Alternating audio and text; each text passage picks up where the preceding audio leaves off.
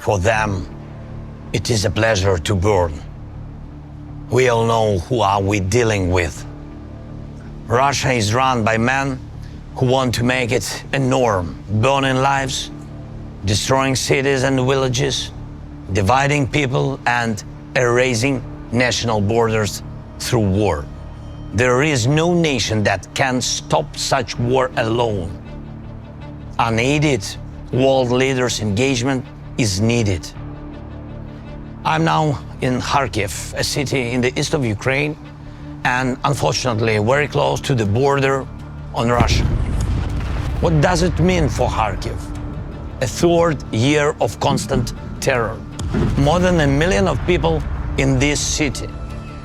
And every night and every day, Russian army is shelling the city, mostly with S-300 missiles.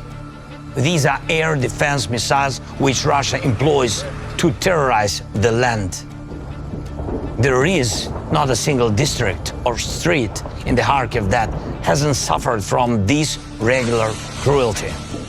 Russia added strikes with guided aerial bombs. Russian aviation comes close to our state border and launches these bombs straight on the city. It is a weapon of indiscriminate destruction. And anyone in any city of the world, from Sao Paulo to Harbin, take this the same way as terror, just like all other Russian strikes on hundreds of other of our cities and villages. Some of them, once booming with life, are now burned to ashes, people less. A burnt-out emptiness, the most horrible consequence of war. War that we didn't want in Ukraine, that we haven't provoked, and in which Ukraine is defending itself from Russian attempts to seize our resources and territories and destroy our national identity. And the world sees it. Behind me are the books burned down by Russian missiles. It was one of the largest publishing houses in Ukraine. People got injured here. Unfortunately, there are people killed. Temperature of burning here hasn't managed to totally reach for 451 degrees Fahrenheit. But that's what the leaders of Russia need and want, even higher temperatures. And not only on the sovereign territory of Ukraine, Russia is threatening almost all of its neighbor countries. Russia is the only state that captured the nuclear power plant and is openly using it for radiation blackmail.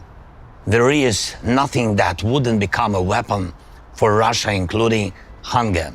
And exactly this the world felt when Ukraine was hit by Russian naval blockade.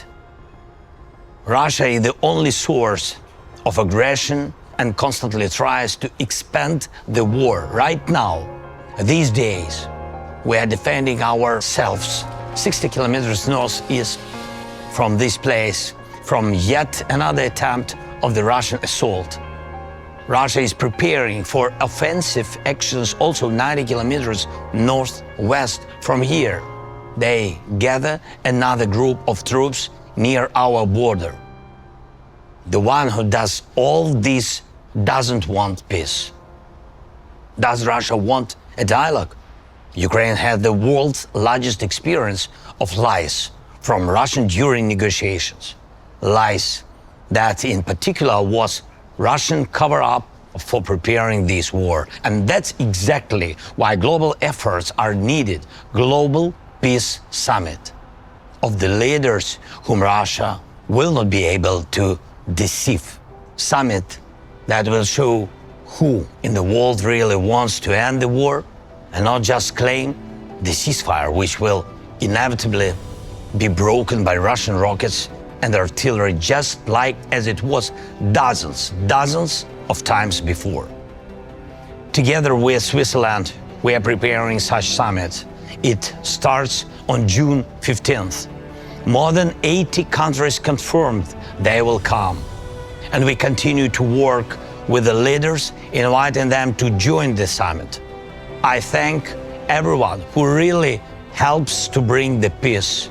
And I am appealing to the leaders of the world who are still aside of the global efforts of the Global Peace Summit. To President Biden, the leader of the United States, and to President Xi, the leader of China, we do not want the UN Charter to be burned down just like these books.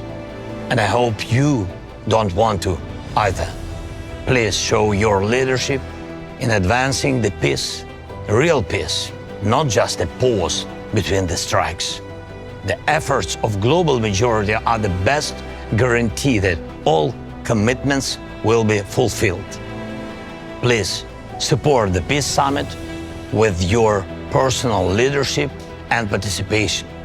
For all of us, it should be a pleasure to make peace.